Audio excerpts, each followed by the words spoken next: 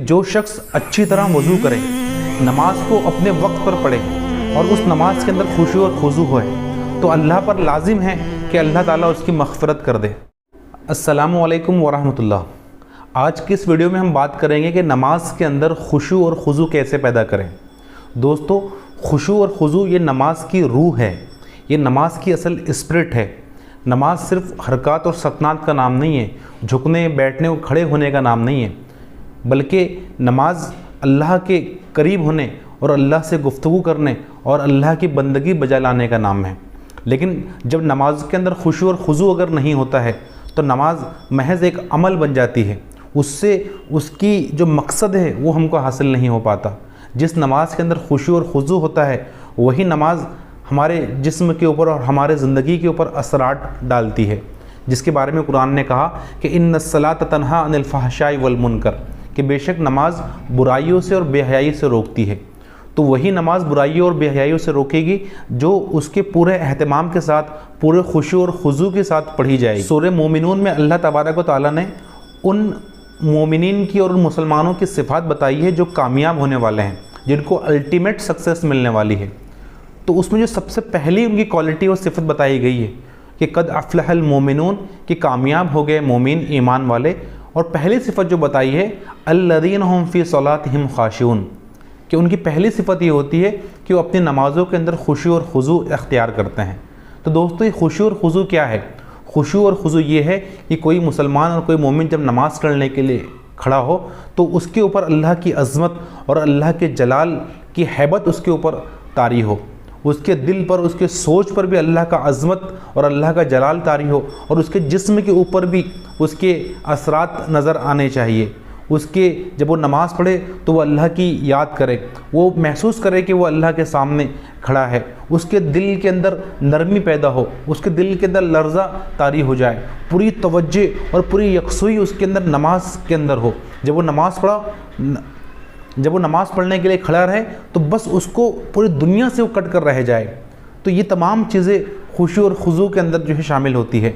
लेकिन अफसोस की बात है कि कितने सारे लोग हम लोग नमाज़ पढ़ते हैं लेकिन हमारे नमाज़ों के अंदर खुशू और खुजू नहीं होता है। तो दोस्तों, ये तमहीद के बाद वो 3 तरीके कौन से हैं जिसके ज़रिए हम अपने नमाज के अंदर खुशू और खुजू पैदा कर सकते हैं। सबसे पहला तरीका ये है कि जो कुछ हम नमाज में पढ़ते हैं उसके मीनिंग हमको मालूम हो, क्योंकि हमारी ज़बान अरबी नहीं है, हम अरबी पढ़ते तो है लेकिन जो कुछ पढ़ते हैं हम उसको समझ नहीं पाते हैं। तो नमाज में जितने ज़िक्र और अस्कार हैं, जो अल्लाह ताला की तस्बीहात है, जो दुआएं हैं और कुरान की जो सूरतें मखसूस हम लोग पढ़ते हैं, उसका तर्जुमा हमको याद हो। और तर्जुमा भी अगर तर्जुमा याद होगा तो जो कुछ हम पढ़ते हैं फिर उसको समझने में हमारे लिए आसानी होगी। मसलन ये कि हम सुबहानल्लाहि अज़ीम पढ़ते हैं, रब्बना लकल हम्द पढ़ते हैं तो इसकी मीनिंग हमको याद हो। दरूद शरीफ हम पढ़ते हैं तो उसकी मीनिंग हमको याद हो। सूरह फातिहा की मीनिंग हमको याद हो। और ज़ाहिर बात है कि हम को पूरा कुरान तो याद नहीं है, चंद मखसूस सूरतें हम हमेशा पढ़ते हैं तो उनकी मीनिंग भी हमको याद हम करने की कोशिश करें। देखिए, एक वक्त में जब हम नमाज़ पढ़ते हैं तो शैतान पूरी कोशिश करता है, पहले तो हमें नमाज़ पढ़ने ही नहीं देता, लेकिन जब हम नमाज़ पढ़ते हैं तो हमें बहकाने की कोशिश करता है, वसवसे और ख़यालात हमारे जहन में डालता है। और आप जानते हैं जितना हम इन वसवसों को और इन ख़यालात को झटकने की कोशिश करते हैं वो ख़यालात उतने ही हमारे तरफ और आते हैं। तो इसका तरीका क्या है कि हम इन वसवसों को से बाहर निकल जाए? तो उसके लिए हमें अपनी तवज्जो कहीं और लगाना पड़ेगा। और जब हम अरबी पढ़ते वक्त हमारी तवज्जो उसके तर्जुमे की तरफ होगी तो जो वसवसे, जो ख़यालात हमारे जहन में आते हैं वो हमारे जहन में नहीं आएंगे। दूसरा तरीका ये है कि नमाज़ पढ़ते वक्त हम ये तसव्वुर करें और इमेजिन करें कि हम अल्लाह ताला से बात कर रहे हैं। हदीस का मफ़हूम है कि जब कोई बंदा नमाज़ पढ़ता है तो वो अल्लाह ताला से मुनाजात करता है, वो सरगोशी करता है, वो बातचीत करता है।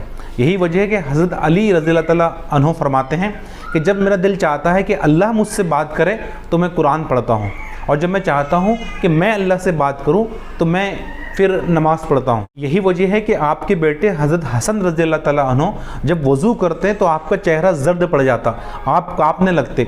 लोग आपसे पूछते कि ऐसी कैफियत आपकी क्यों बन जाती है?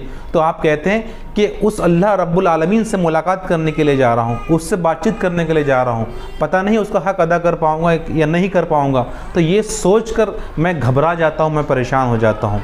تو دوستو یہ ہم تصور کریں گے کہ میں اللہ سے بات کر رہا ہوں۔ آپ جانتے ہیں کہ اللہ کے نبی فرماتے ہیں کہ جب نماز میں کھڑے رہو تو سامنے کی طرف مت تھکو، کیونکہ تم اللہ کے سامنے کھڑے ہو۔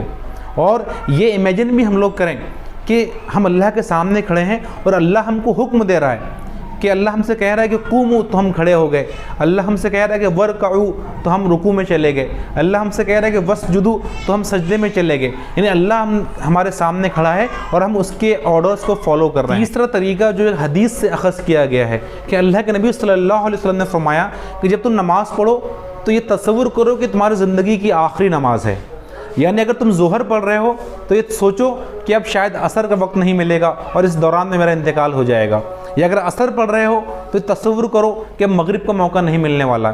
دوستو اس کیفیت اور تصور کے ساتھ اگر ہم نماز پڑھیں گے کہ یہ زندگی کی میری آخری نماز ہے، جتنا رو سکتے ہو نماز میں رو لو، جتنا اللہ کی موجودگی کا احساس کر سکتے ہو کر لو، جتنا اللہ کو منا سکتے ہو منا لو، جتنا اللہ کو یاد کر سکتے ہیں کر لو، جتنا اپنی عاجزی کا اور اپنی بندگی کا اللہ کے سامنے اظہار کر سکتے ہو کر لو، کیونکہ اس کے بعد دوبارہ موقع نہیں ملنے والا۔ تو دوستو یہ جو تین طریقے ہیں کہ جو کچھ نماز میں ہم پڑھتے ہیں اس کا ترجمہ ہم کو یاد ہو، دوسرے یہ کہ ہم تصور کریں کہ ہم اللہ کے سے بات کر رہے ہیں، ہم اللہ کے سامنے کھڑے ہیں، اور تیسرا طریقہ یہ ہے کہ یہ ہماری زندگی کی آخری نماز ہے۔ تو ان تین طریقوں کو انشاءاللہ ہم فالو کریں گے تو امید ہے کہ اللہ تعالیٰ ہماری نماز کے اندر خشوع اور خضوع پیدا کر دے گا۔ شکریہ۔